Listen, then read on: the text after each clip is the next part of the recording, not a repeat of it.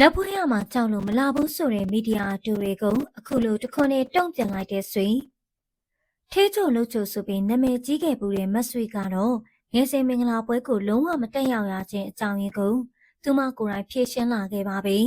။မီဒီယာတွေကသူမရဲ့အကြောင်းကိုအွန်လိုင်းပေါ်မှာတပုတ်လေလွင်ပြောဆိုခဲ့တာဖြစ်ပြီးလက်ဖွေမပေးချင်တာကြောင့်မသွားဘူး။ဆိုပြည်သူဟာတထင်းမဟုတ်တာကြောင့်မသွားဘူးဆိုတဲ့ဆွဆွဲချက်အမျိုးမျိုးနဲ့ရေးသားခဲ့ကြတာပါ။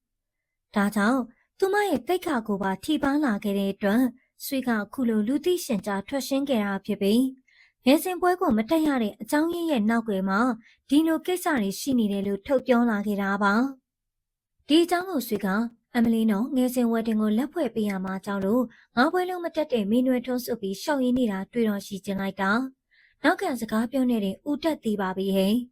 မီဒီယာတူတွေဝေလိုက်ကြတာရှမ်းတကယ်ကအကြောင်းရင်းတွေအများကြီးရှိပါတယ်လို့စကားအစပြောခဲ့တာဖြစ်ပါတယ်။တစ်ဖက်မှာတော့စိုးပြေတစင်ကခင်မင်ခဲ့ပူးတဲ့မျက်နှာမှမထောက်ပဲငယ်စဉ်ပွဲ၅ပွဲကိုတပွဲမှမလာတဲ့ဆွေကိုအခုလိုပဲပညာသားပပပြောချခဲ့လိုက်ပါတယ်။စိုးပြေဘက်ကလည်းစိုးပြေကတကယ်ကိုခင်မင်ရင်းနှီးရတဲ့အမဆွေမို့လို့၅ပွဲလုံးကိုဖိတ်ခဲ့ပါတယ်။လက်ဆောင်ပေးရမှကြောက်တယ်ဆိုရင်လေ၅ပွဲလုံးမလာတော့တပွဲတော့လာတင်ပါတယ်။ကိုရွှေမန်းပွဲကိုကြာသွားအားပေးပြီးတနေ့တည်းလှုပ်တဲ့စိုးပြေပွဲကိုမလာတာတော့တကယ်စိတ်ဆိုးမိပါတယ်လို့စနောက်တလူနဲ့ရှီမောစွာပြောခဲ့ပါတယ်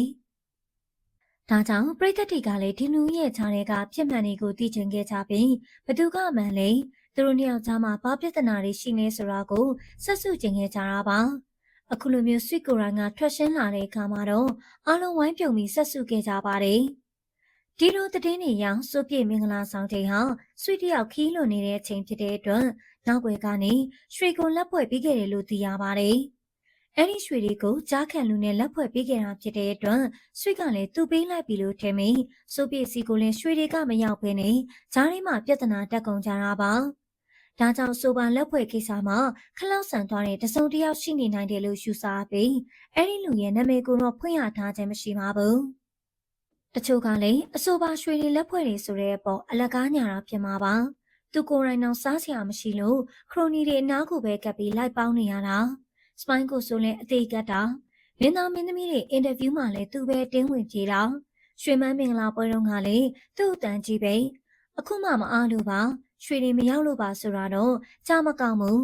လူတွေမသိတဲ့ဖြစ်ရတစ်ခုခုရှိနေအောင်မှာပါလို့မှတ်ချက်တွေရေးခဲ့ကြပါတယ်ပရိသတ်ကြီးရောလက်ဖွဲ့ရမှာကြောက်လို့မလာဘူးဆိုတဲ့မီဒီယာအတူတွေကိုအခုလိုတခွန်းနဲ့တုံ့ပြန်လိုက်တဲ့ဆွေပေါ့ဘလို့များထင်ကြပါသလဲနော်